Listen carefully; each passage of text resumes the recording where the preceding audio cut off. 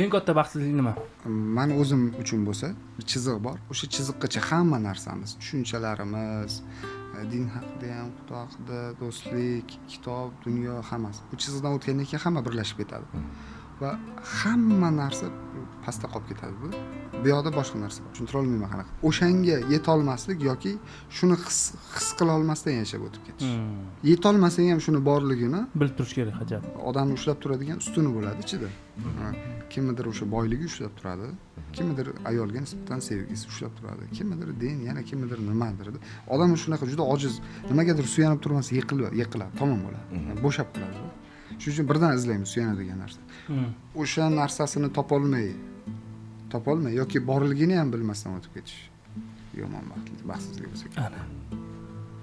Zo'r gap bo'ldi lekin men yo'qdi. Reels. Bitta Like qo'yib Reels.